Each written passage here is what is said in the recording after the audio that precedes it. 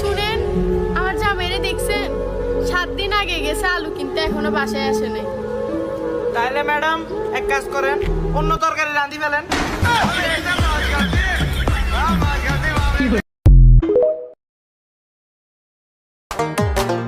বিয়ায় আস্তে আস্তে খুলেন দরজা, বাড়ির লোকে শুনিলে হইবে ঝামেলা। বিয়ায় আস্তে আস্তে খুলেন দরজা, বাড়ির লোকে শুনিলে হইবে ঝামেলা।